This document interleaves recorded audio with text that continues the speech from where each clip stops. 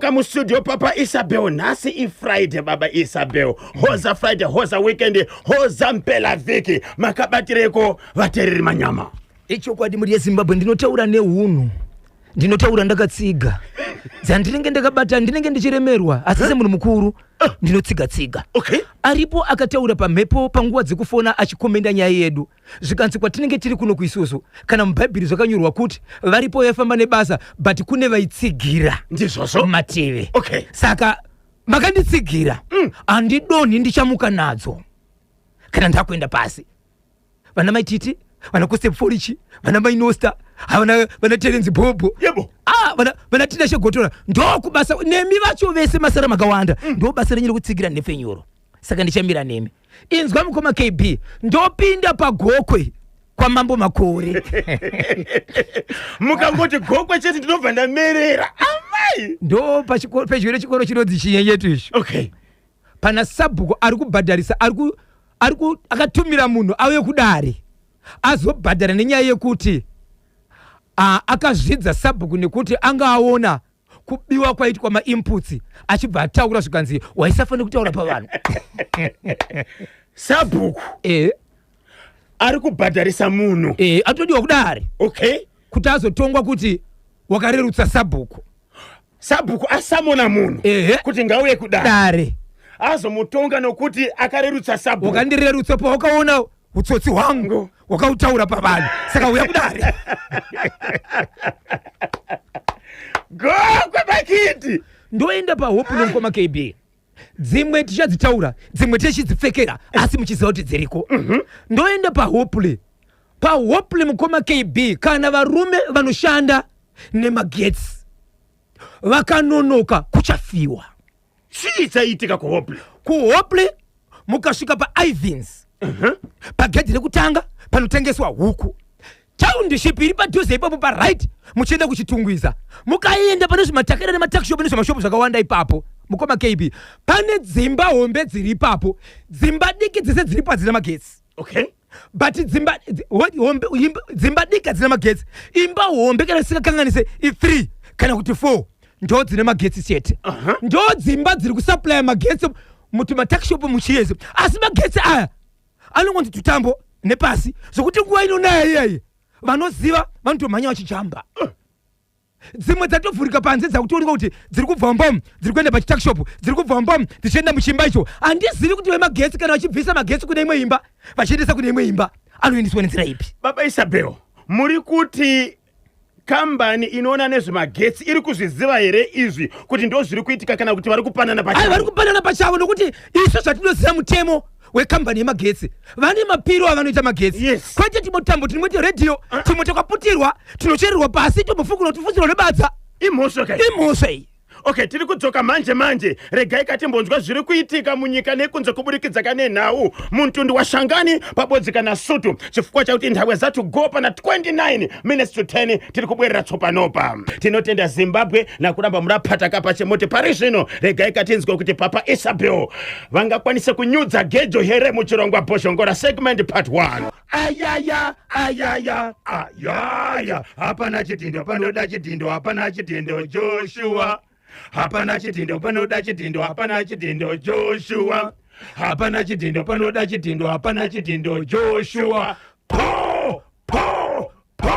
rikiti vo tindemunani new gejo Zimbabwe Africa Dzonga the whole world yamirira icho kwadi muri Zimbabwe ndokumira muisema city belt mugobata chikonzero ndicharova mbiri kuti zvigofamba muri Zimbabwe ndikarova sekuru ndorova muzukuru ndikarova mbuya ndorova kazukuru kacho kanzvikanyaya kunetsa ndobvanesa kamwana pazasi kamwana kemwanasikana kanonzi kazukuru bvi anditi ngam nyaya ndiri kutanga naye muri Zimbabwe paka rusape sori ndakanda nenguwa yes Chief Makoni Sabhuku mubva kure kureva kuti tatopinda mukati apa nyaya iri umo iri kuti chief dai vakwanisa kuzvinzwa sekuchema kuri kuita vanhu patazozifambira nyaya idzi kuti zvimwe zvinogona kukonesa mvura kudaya kana kuti anonzi makuna ari kuitika munzvimbo asi imi sevanhu sedare tisati taenda kwabambo Makoni ndimi muchaziva kuti makuna zvinoita here kana kuti kwete ndisati ndataura muzukuru watendera munonditenderere kumboti bve pfapfaidzai ndotsudzura yes icho kwadi muri Zimbabwe ndiri mukati mekupfapfaidza nyaya ndiri kutaura muri Zimbabwe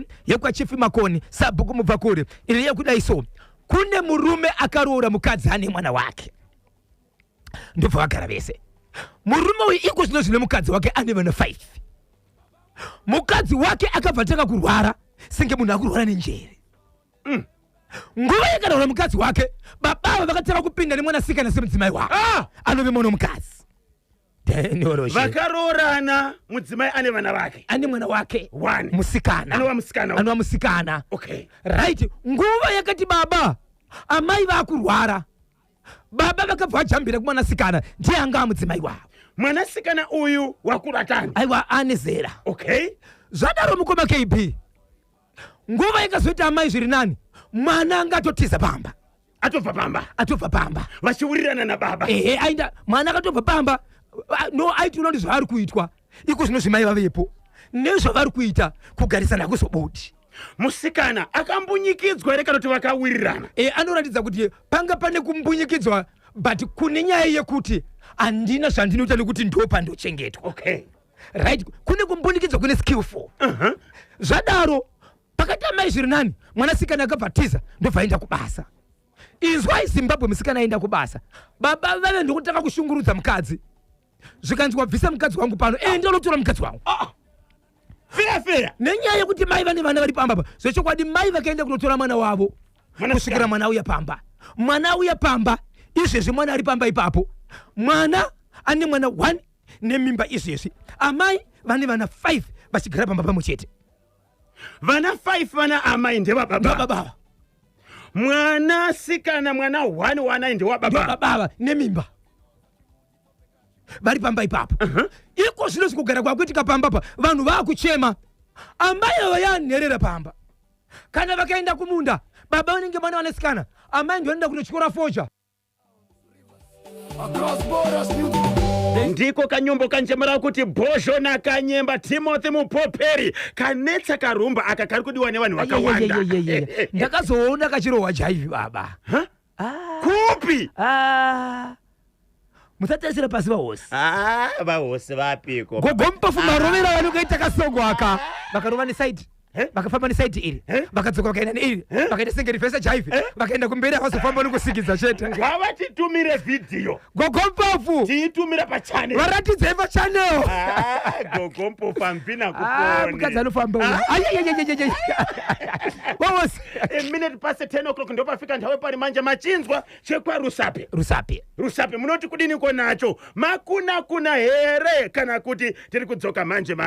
Tiregerera wakavadiwa vateereri masaisai ambodambuka asi ndiri kuona kunzvimbo dzakawanda zvikanzi adzoka asi hatina kunzwa chekwa Rusape. Baba Isapewo tinhimurani tsudzurani pomwe. Ichokwadi muri yeZimbabwe nyaya ndinayo panapa ndiri kutaura panapa muri yeZimbabwe. Inyaya yakaitika mukati menzvimbo yatinochera Rusape. Sabhuku Mubvakure Chief Makoni. Vanhu vavakidzani nevagari vemunzvimbo vari kuti tanetseka nenguva yareba tichiona chitiko chakaitika izvi. Taifunga kuti utungamiri nevakuru vanozviona kusanganisira masabhuku nevamwe mukati menzvimbo. Asi zvimwe zvatakuona kuno takuona senge zvinokonzeresa naizvo chikonzero vanhu vanoziva dzimwe tsika dzedu tinodziziva kunyange tisiri pamutemo but tinoziva kuti iyi tsika iyi inogona kunge isingadike. Vamwe vari kutongwa kumatare dzimosva nenyaya iyoyo asi nyaya iyi yaani makore iri munzvimbo. Right. Yaani makore mangani? Ukaonapo kuti munhu ane mwana nemimba asi akambogara mangu makore aripo ipapo. Pane murume akaroora mukadzi aine mwana wake. Aroora mukadzi aine mwana wake ndokubva vagara ipapo mwana uyu mwanasikana. Amai vachibva vatanga kurwara senge munhu akurwara nenjere. Vari mukati mekurwara murume akabva ajambira kumwana wababa ava. Ndiwo vakuita mukadzi. Nguva yakatema kuti mai akuita zviri nani. Mwana akabva unobagariro pano haitike zvakanaka. Mwana achibva tiza kubva pambapa achibva aenda kubasa. Aenda kubasa baba wasara namai nemwana uyu pamba apa. Baba vachivataka kushungurudza mukadzi vachiti ndiwo wakaita kuti mwana mukadzi wangu abve parapa. Inotora mukadzi wangu. Amai nokuda kwevana. Amai vakanotora mwana akadzoka pamba. Iko zvinokutaura kuno kwatiri kuita. Mukadzi uyu ane vana 5 nemurume wake. Mwana wacho ane mwana nepamuviri. vachigara pambesapa uye zvichakushukuridzwa nemunzvimbo amai vanova ndo amai mukadzi mukuru wepamba apa asiri mwana vakuitwa segemusikana webasa mukadzi baba nemwanasikana vanofamba vari vaviri kunyangwe kumunda mukadzi ndiye anoenda achinotema fodya opa baba nemwanasikana vachigadzisa zvakanaka lebha yakawanda ine mukadzi mukuru amai kana kubika ndo vanobikiswa ureva kuti amai ndo vaamai nini mwana ndo amai guru pamwe chete nemurume so vanhu vari kubvunza vachiti wangu mukadzi ari kutambudzwa but kwakatangira nyaya yeyi kumashure takatombochonyera kwaSabhuku kukatomboita mwakada kubvunza vachibva vanyarara havana kuzoenderera kumberi mambo vari kuzvizivawo here hatina kuti mhosva but kune dzimwe nyaya takadziona dzichitongwa semakuna-kuna tionerewo nyaya iyi tinogona kufananidzana munzvimbo mvura isingadai. Okay, nyaya iri kubva kuvagari venharaunda vakamboenda here kwamambo Sabhuku anozviziva here kuti ndo zviri kuitika? Sabhuku nyaya anoizivai patori nemashoko atinawo ekusvika kwava kwavari but kune mumwe akaenda ikoko achibvanzi nemuningiro mukadzi ndopanyarara.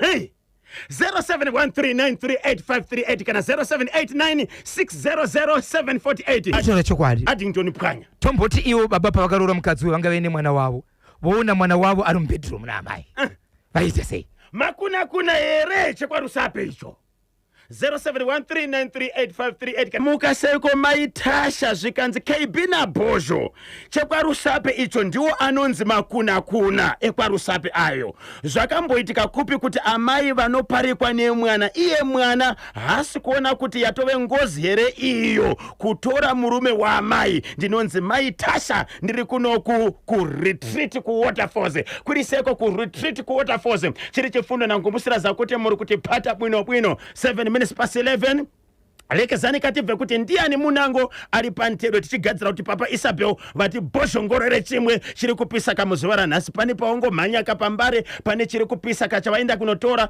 tobva tangowabata kaparunhare wobva wachingojibhozhongora ipapo konapo 0713938538 katiedze kubata baba Isabel bhozhongora Washington Marimira pane chamhanyira kamumbare umutinzwe kuti anokwanisa here kuti paka update yacho tsopanopa pa Isabel vari kupindira manje mustudio ndanga tichidaka kuwabata parunhare zvikanzi aiwa regai kanda kutodzoka ikoko kuitira kuti ndichibhozhongore chandanga ndafambira 28 minutes to 12 ndo pafika nthawe pari manje regai katenzwa kuti papa Isabel pane chimwe chiri kupisa re chavakabatira kaZimbabwe mukufamba kwedu tiri masiyaiti tiri matikitiva tiri masiyaiti tiri matikitiva mukufamba kwedu tiri masiyaiti tiri matikitiva tiri masiyaiti tiri matikitiva pakufamba kwedu tiri masiyaiti tiri matikitiva tiri masiyaiti tiri matikitiva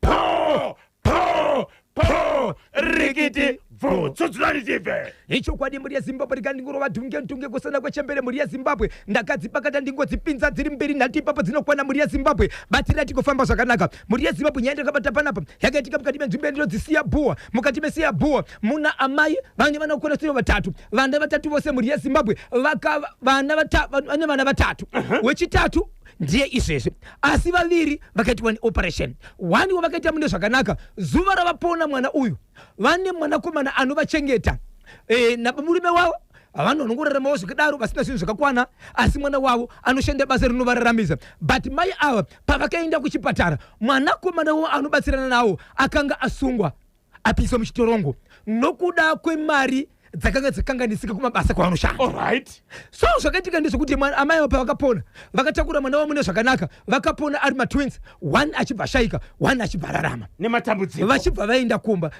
kumba vachisvika kumba vakapinda mutoilet zviya zvokuti vanosvika mumba vararisa mwana mumba vachibva vapinda mutoilet kudaro vachinodzoka vari kuona mwana afa mwana atofa mwana mudiki vaivadiki vekuti vanokwanisa kunovigwa vanonzi havachemwe nevanhu vakawanda ende kana vakunochengetwa vanokwanisa kuti sei vanokwanisa kunoita kunzvimbo dzine mvura.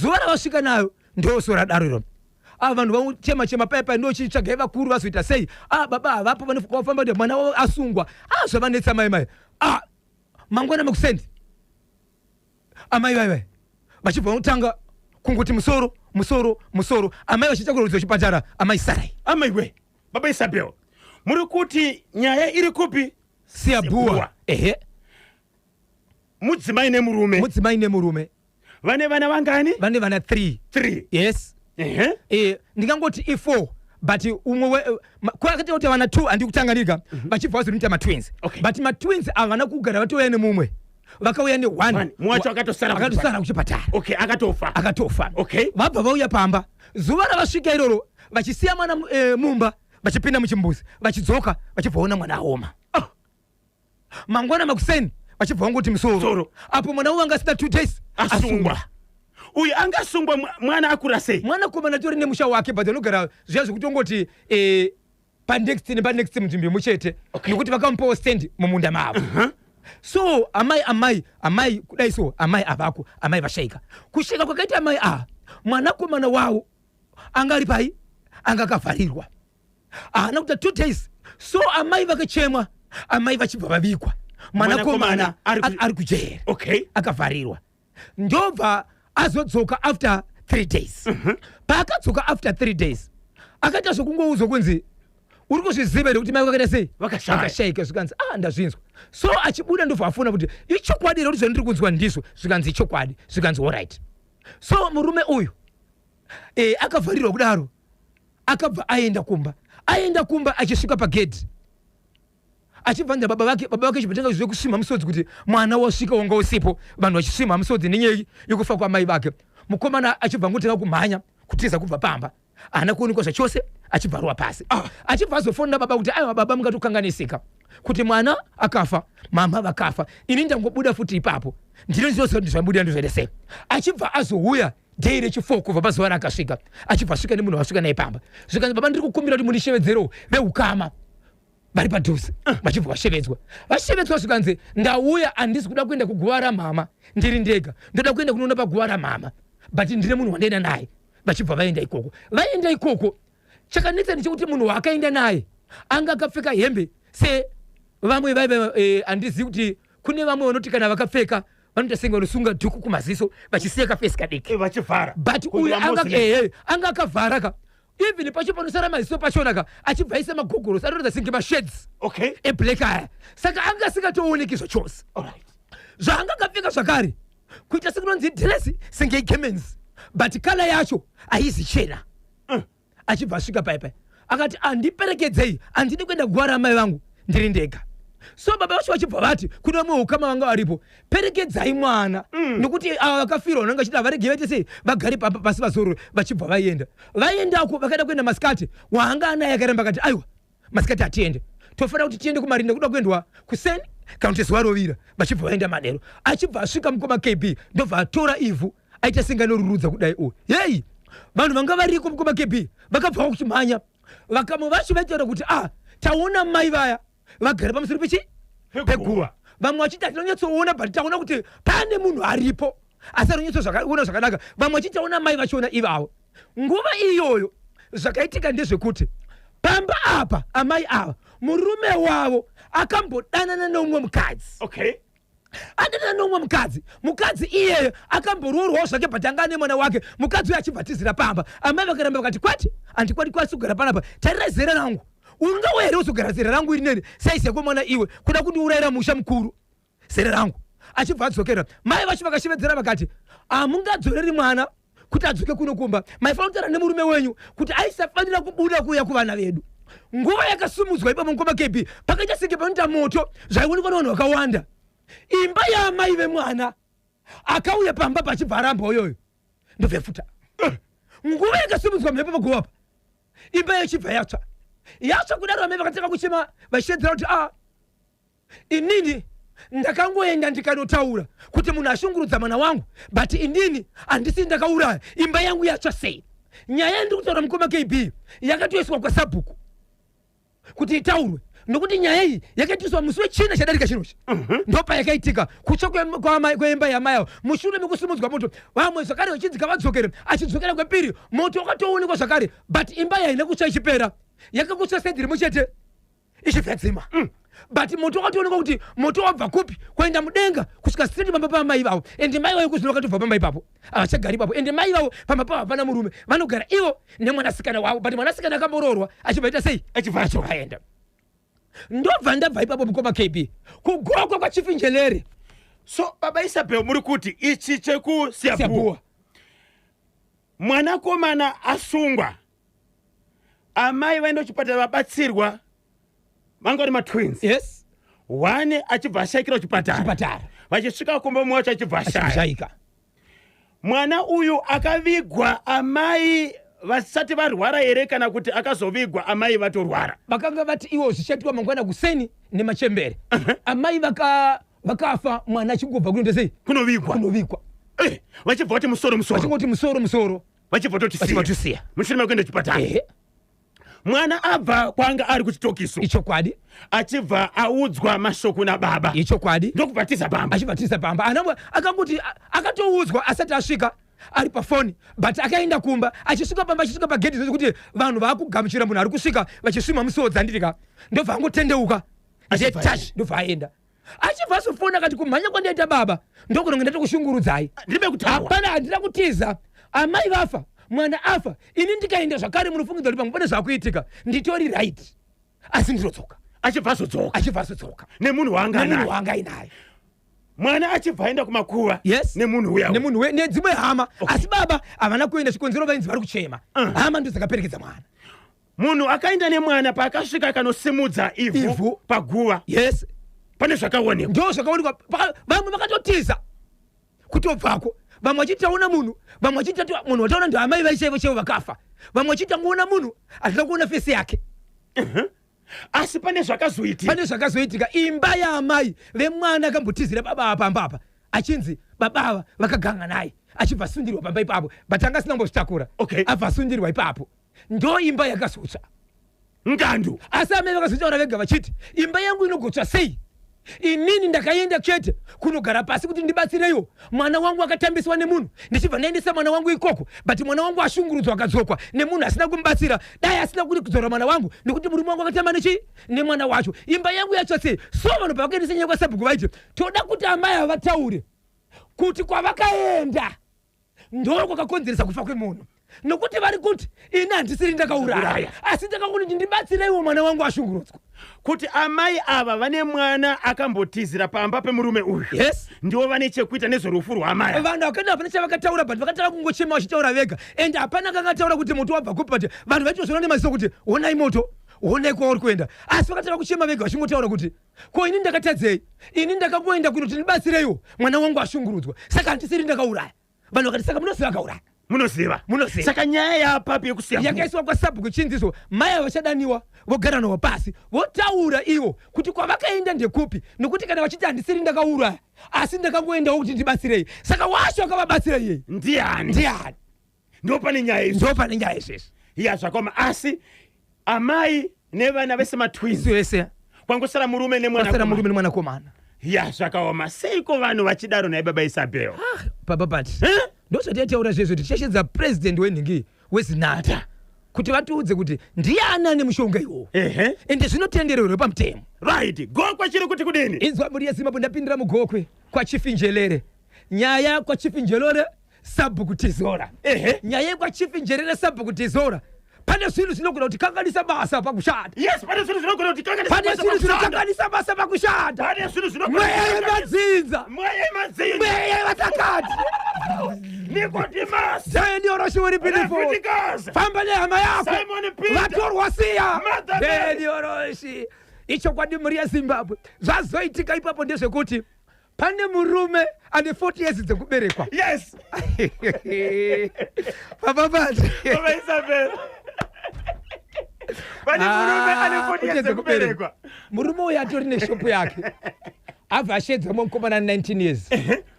Aita kapiswe kake anoshedza mukomana iye. Akaita kapiswe kake anoshedza mukomana iye. Yezvo mukomana uyu ari kutomurwa nekuseri kumuita mudzimai. Kusvikira azoita rimwe zuva raakatoenda kunorara kumbe kwemukomana uyu. Mukomana uyu 19 years, babava 40 years, but babava vane mukadzi, mukomana uyu hana mukadzi. Ndiani aitwa mukadzi mukomana nababa? Mukomana aitwa mukadzi nababa. Paishedzwa nzvimbo yomboita kabasa. Kapisweke. Kusvikira atozoenda kumba kwacho ndokurara overnight, nokuti achitaura mukomana kuti babava vakatamba neni 8 times. Vachindiita mudzimai. Okay. So ari kumba kwekweziwanzi mndara ai ndaneta zvamuri kundita apana kwari chaenda no ndatisira pa no through road no muri yababa wawo iri kupi paenda mukomana baba enda out nebasa okay aiwa baba ndo vakatobva kumba kwawo kuenda kumba murumu kumba kunokomana ndo vaenda kumba kwomukomana vaenda kumba kwomukomana usiku mukomana ati mndara zvikanzi no problem omakizi aya wotoenda kushopu kwangu unotora mari yese yaunenge waona pane cashbox yakadai so kune kwesho wotora zvako mari yese iri papo woita sei wobva watora wobva wadzoka kunoko ari kunyengetedzwa because kumba kwakati azvaita mukomana atora makizi abuda so paakabuda mudherumu ndobva ati dhoo rake nekunze kerekeche achibvakira mudharaachiyendera mukati uyo kwasapu amai kumagunde jekesa musutu kumagunde kufamba uko akanaka kwasapuku sapuku ndauya ndanzwa yakadai sonya yakadai vanhu ukadai vakomana hatai ikoko vakomana vatoki mumunda saka ziri nguva idzi manheruka vabva vaenda mukomana anzwa kuti yakuti wapanza baba vakanzwa kuti panze mavhoisi ana sabhuku otonza kuti akati zvadhakwa ndezvangu izvo uyo abva bvisa bhandi remukomana andimuba munembe zemukomana kwakubvisa bhandi haka muhuro uyo azvikoshekera vanhu rokajova vakomana unosvika nesi vakomana vataimuti ndobva mbunzi pasi bhi ndobva vamoti ndobva wamboenda mweya wakatomboenda time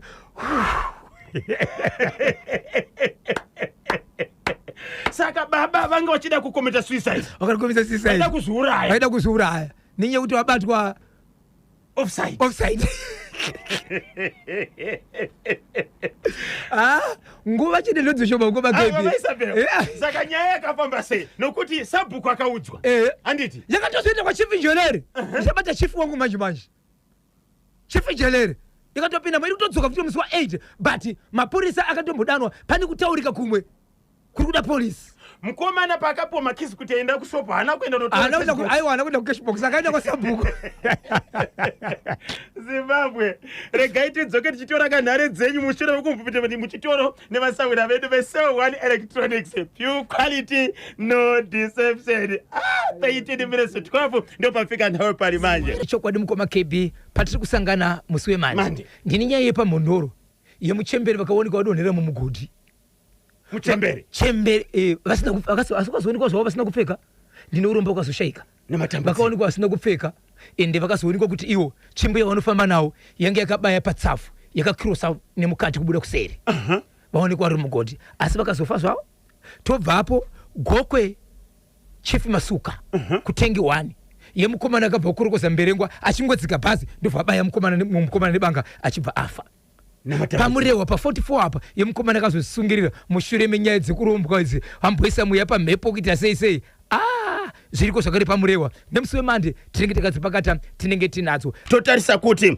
mutambo wakatambwa kane zuro wekirikiti hazvina kufambira zvakanaka kamachevrons ezimbabwe sezvo nezuro kawest indies yakatamba kane south africa ikahwina ne9 wickets then india versus zimbabwe india ikahwina kane 72 runs musakangana kuti mutambo wekupedzisira ka mugrupu mune zimbabwe grupu 1 super 8 ichatamba kane south africa musi wesunday nenguva dza11:30 makuseni totarisa kuti nhasi mutambo uchatambwa ka ikoko kaku 2026 men's T20 cricket world cup nhasi friday 27 february england versus new zealand nenguva dza3:30 masikati munititani kona icho chiri kuchokera kakwarusape hello pa national fm Kanyemba muri seko mkoba wangu Zukuvambere mushe mamuka sei ambassador tinachogotora muri seko ambassador maonyere nepe euro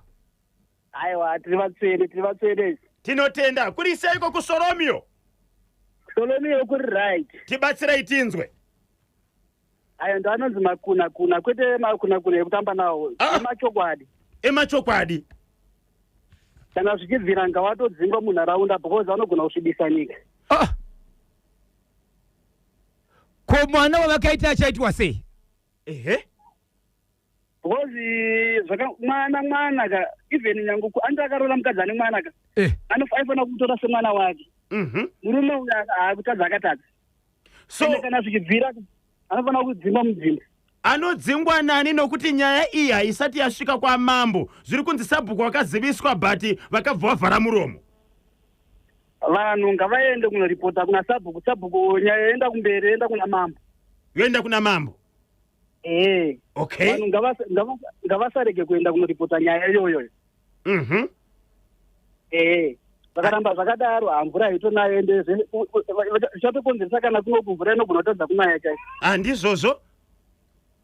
Alright, ndingatambise nguva yakanyambarika ndingopa vatimu Mashasha Sando Muchana. Jackman Matono, Kelvin Joao, Sikaka Tio, Discuss Eli Desire Gwedeza, Regai Samuero, Innocent Manyoso, Peter Zulu, Alec Gweja, Prince Mnengewa, London Chingaito, Addington Pwanya, Prominent Mandombo, Rufaruka Manura, Mainosa, Rebecca Foster, Chauna Makoerere, Lanton Chungoma. Ndatenda guys rangu. Tinotenda maita basa ambassador Tinashe Gotora Pasolomio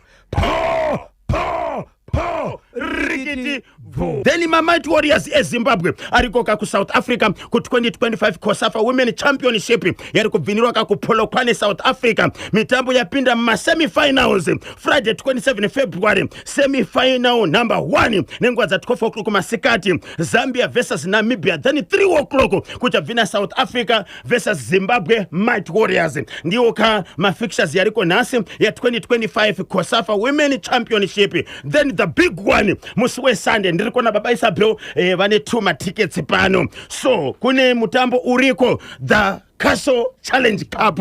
Todaka kupaka matiketi maviri kune uyo anenge agona zvake kupindura. Baba Isabel makabatire kwa muri yeZimbabwe. Icho kwa muri yeZimbabwe tatikuzivisa the Castle Challenge Cup ka mutambo uchango chitambirwa musi Sunday 1 March nenguva za 2 masikati andika munhare redu yeRufaro Stadium andika. Yes. Imomo toda kuti mutizivise muri yeZimbabwe kuti muri kuziva here kuti matimu maviri achange achitatsurana munhandare yeRufaro musi Sunday ndeapi. Ukangoba gona chete muri matanga mapinda matikets. Okay, so mubvunzo ndewekuti bzipani bziwiri bzinenge bzichibvina kansiku ya Sondo kuchoka na hora za 2 o'clock masikati ku Rufaro Stadium inchemera kuti 2026 Castle Challenge Cup. Anoziva ngati bate pa 0713 938538 kana 0789 600 748. Rekesani kati vemunango baba Isabel 0713 938538 kana 0789 600 748. Hello National FM.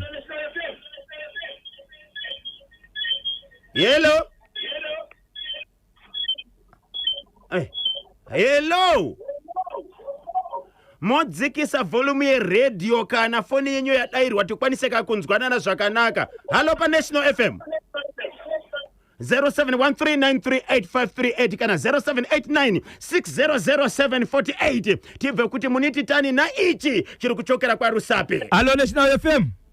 Hello, kumakibina boys. Mamuka seko ngomongo. Mushenji ndinkwanya baba Simba pa kwa Jona 5. Tibatsire tinzo baba Simba. Andiri mukona mukoma Bosch na mukoma KB kuti mvura ikutomita kunaya. Zvakatotangira ikoko kuna mudhara kunerore hombe. Ndo zviri kukonzera. Hana zita nhasi mudhara wandinguzo. Zvane nguva saka ndisaka mvura ikunetsa kubva kudhara. Bozi kuna mahombe atikusekerana zvakaputsa kudai. Saka panofanira kuitwa sei apa? Vanhu ngavaendese nyaya kumusoro. Sabhuku kana achipiwa chioko muhomwe zvinofanira kuongororwa. Kana sabhuku asingagoni kutoka nyaya unofanira kuenda kune umwe sabhuku futi kana kusvika kuna chief. Alright. Nokuti zvazvisekererwa nokuti murume uyu kana akaona mukadzi ane mwana wake kudhara anongoti mwana wake futi hafaniri kuita mukadzi tora advantage yakadaro. But harisi ropa rimwe chete kai? Harisi zvaro but ona andakasvika achiti dedere muno achiti baba. Dai anga ri munin'ina wemukadzi zvanzvina nditoti mwana wemukadzi. Azviite bhozi mwana aitoti baba mudhara. Okay. Sorry. Friday 27 February 2026 nasi i-International Quiet Day. Silence at the proper season is wisdom and better than any speech. Silence at the proper season is wisdom and better than any speech. So nasi i-International Quiet Day kuzotika nasi i-World NGO Day. Iri day number 58 of 2026 kwasara 307 days muna 2026 kuti gore rimare tiri mu week 9 of the year. Motivational quote of the day iri kuchokera kari kuna Vincent Nyikadzino. Vincent Nyikadzino ari kuti kukhala munthu wa moyo wabwino kungoyenzanisiwa kana khipa mutimu bzilibenyi na mabhora yanenge arapata wanthu animukumbuka na yamweyo anenge arataza kakuvara kuti yaleke kugowa. Kukhala munthu ana mtima wabwino mukutakwira kungoyenzanisiwa kana khipa mutimu bzilibenyi na mabhora yanenge arapata wanthu animukumbuka na yamweyo anenge arataza kuvara kuti yataze kakugowa. Being a good person is like being a goalkeeper. No matter how many goals you save, people only remember the one you missed. Being a good person is like being a goalkeeper. No matter how many goals you save, people only remember the one you missed. Kuva munhu ane moyo wakanaka kunongofanana na keeper, right, anenge ari pagedhi zvisinei nemabhora anenge akabata vanhu vanongoyeuka neayo aakatadza kakuvhara kuti atadze kugowa, right. Kuva munhu ane moyo wakanaka kwakangofanana na keeper anenge ari pagedhi zvisinei nemabhora akatadza akabata vanhu vanongoyeuka neayo, right, awakatadza kakuvhara kuti agowe. Ndiyo ka motivational quote of the day kuchokera kuna Vincent Nyikadzino. Being a good person is like being a goalkeeper. No matter how many goals you save, people only remember the one you missed. 0789 600 748 munango dentobva tapinda kamuchitoro nevasauda vedu vePremier Tobacco Auction Floors ndipo pamusha pamunokohwa mari. Halo National FM. Halo, ndini Mbuya Maora, ndinogara kuNewlands. Zvese zviri kuitika munyika makuna kuna. Hakuna izvozvo. Isu tairorwa tichikandwa gosi. Maita mati kudini Mbuya? Murume uyu akaita anonzi makuna kuna ngaende kwamambo igwendawo kunana Mbuya Chembere dzakaita sesu taane 78 years. Sei muri kuti makuna kuna? Hanga nyenge mwana arera. Okay. Ndonzi Mbuya Maora kana kuti Mbuya Simboti. Mbuya Simboti. Ya. Ingomhoresa vaviri vatatu tinzwe. Ndinomhoresa mhuri yese kwaSimboti nemhuri yese kwaKadungure nemhuri yese kwaMujuru nemhuri yese kwaMakondo. Ndini Joyce Makondo. Futi dzacho.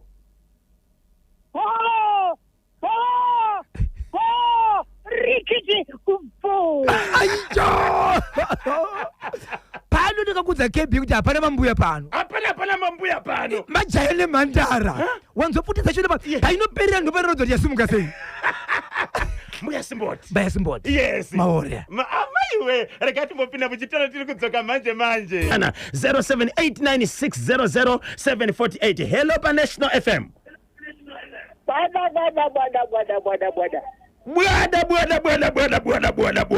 Bwana. Fori changa ita bada. Tiri kutaura nani ari kupi? Zvino chibudi chichinoreva kuchipinda pamazuva ano. Tinoziziva vakawandisa vateereri. Kana ndarama zvino 7 million inotora pasi. Nasi zvazopindawo ndandaita bada. Ndimaititi here ava? Maititi vasiko ndikosambofori. Kosamboforichi. Ndoti mhorese hako maititi hama yakanaka parwendo rikuri mamari yayo ngaaende nayo kumari chaiyo. Ngainde paPremier. Aiwa tinotenda vari kutozinzwa izvozvi. Ndimhorose wemaititi murimi weNational FM anori mamari. Ehe.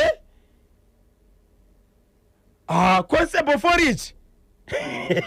tumari Constable Forichi matoenda matotiza. Okay, ndaida kuti mutibatsire ka Constable Forichi cheparusape ichi. Makuna here vazhinji vafona varushedzera kuti aiwa ayo makuna ameno kana pane ane muonero wake 0713938538 kana 0789600748 nhare dzacho kane network yacho iri kunetsa 0789600748 kana 0713938538 paita munango pantedu. Hello pa National FM.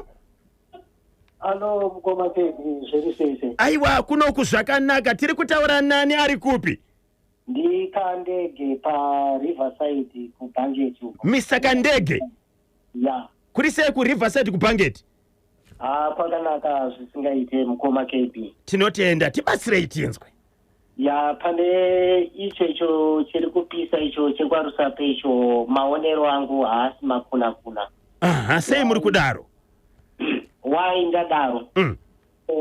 Tikatarisa kumashure uko zvainzi baba vangu inini kana vane vakadzi vaviri kana kuti vatatu vobva vashaya kumukadzi wavo mudiki aikwanisa kugara nemwanakomana wavo naka right. Saka tochienda pane chiri parusape icho ndechekuti kaitiro kakaita baba Mukoma Kandege muripo here? Sorry, edzai kufona zvakare. Ameno zviri kuita network yacho. Edzai kufona zvakare ka Mukoma Kandege yangodambuka handiti zvikanzi mafungiro angu maonero angu hasi makuna kudhara. Baba vaiti kana vane madzimai akati one day kana vakashaya mudzimai wekupedzisira mwono wacho mudiki wacho aigona kakugarwa nhaka nemwana. Ei lekezani katimve anango 0713938538 kana 0789600748. Ameno zviri kuita network yacho makozi ari kungodropa ega paita munango. Hello. Hello Mukoma KB. Zviri seiko mukoma wedu? Aiwa tiri nani kukurisei koko. Kunoku kuri right, tiri kutaura nani ari kupi? Kutaura na Besi ari panoto napo. Besi? Besi panoto napo. Tibatsire Mukoma Besi, network yacho iri kunetsa kani? Aya ndo anonzi makuna medu muno muZimbabwe amuna chinyakari chakadaro inotonzi ngozi manje nemwana we. Mwana atopara ngozi kuna mama. Para ngozi isusu medu muno muZimbabwe muchinyakara chedu hakuna zvakadaro itori mhosva. Saka vagari vekwarusape vanofana kuita sei? Uyo mwana anofana kutonogara votaura pasi vonotonoripa nyaya iyo. Okay. Votonoripa vototaura sekuru ogara pasi vokwanisa kunoripa nyaya iyo. Asi kana akaripa amai oramba here ari pamurume wamama? Kutosiyana nazvo zvitori nani. Asi pane nhumbu pane mwana kapa? Nyange akatozobatsirwa chengetwa zvavo vasiyana zvanga zvitori nani kwete kuramba vachigara amai vachitoona kuti murume mwana wangu akatora murume wangu. Okay. Aiwa tinotenda Mukoma Besi, ngomutse vaviri vatatu tinzwe. Ndira kumutsa timu rangu repachiraro pana mudzimu apo timu mapuranga ese vanoera nzoni chiti makadi hama dzangu.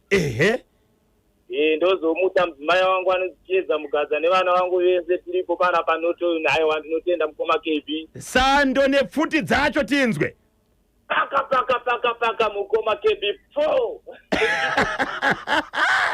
Mukoma Besi varipo kapanoto tinotenda. Regai asi regai timbonzwa ka ari parunhare kuti ndiani. Hello pa National FM. KB zvirisese KB. Ndiri bo zviri kufamba here?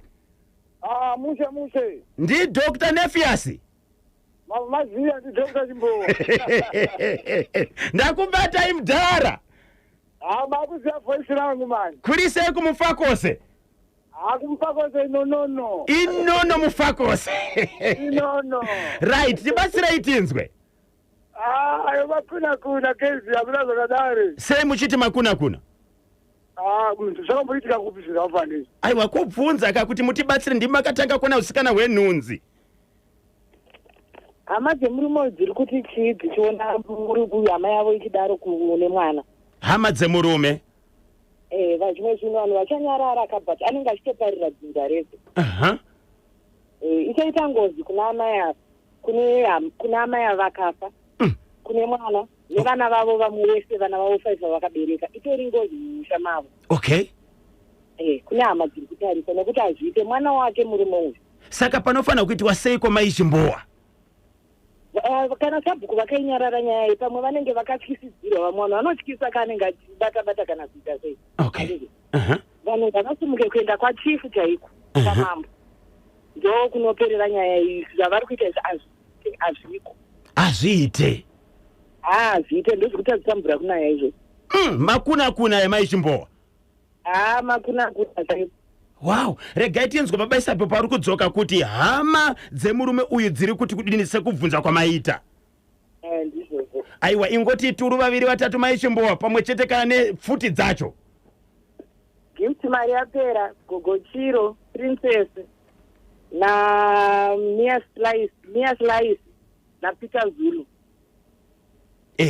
Na Joneke Dr. Kandishaya na King Mambo. Si vangazoti ndavakanganwa. All right. Tinotenda. Futi!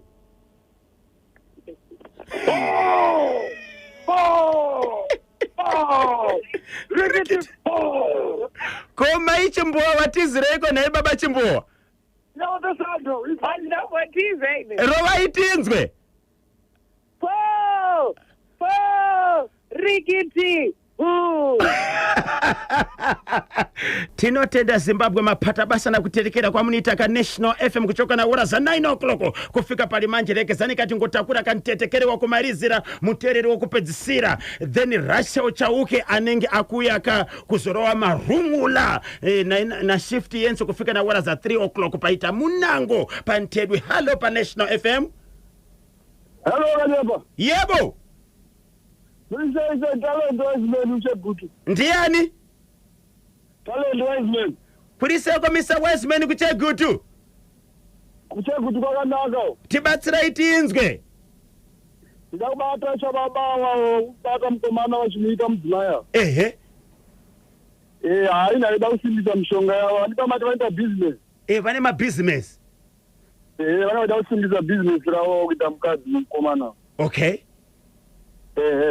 Saka panoitwa sei pakadaro? Pakuda polisi mukata. Muna asungwe? Ngabatwe. Since nyaya yakaenda kwa mambo regai tinzwe tichafamba sei? Atemchinzwa kuti inopera sei? Tinotenda ingoti turu 2 3. Orati regai ngotanga na King Mambozi. Padati vakuru vamakwala Dr. Chimbowa hapo pasakosa hapo babariro ina mairiro na Chimanda Prim Chimanda yakamwe mukoma wanga toadewa kana tumboi na Bokoro pamwe chete na Tinomenyani takanga mwe Bure Zuze vanakara hapo na Ephraim Ziwiri ndikai marimbo ipapo ayo ndoti ndapera futi imilani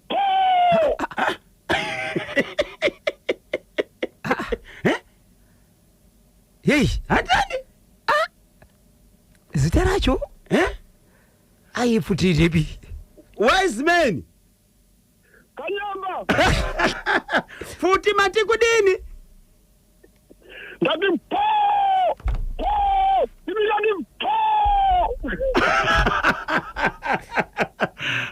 vatereri baba Isabel.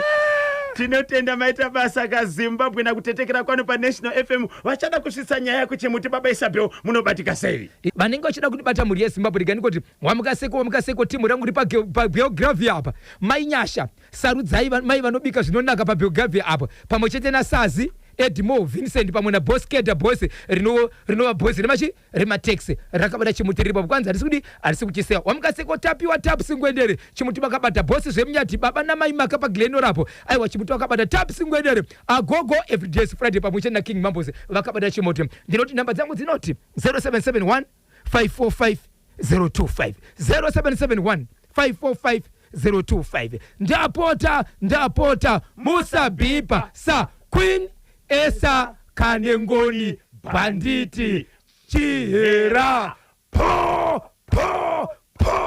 rikiti bhu tigumane mkati mabzinango bzirongwa ni mchemero wa Kanyemba Bonzo na Washington Marimira aka Bozhongora. Padere uno timirire pano tichakusiyanika na Russia uchauke. Tata.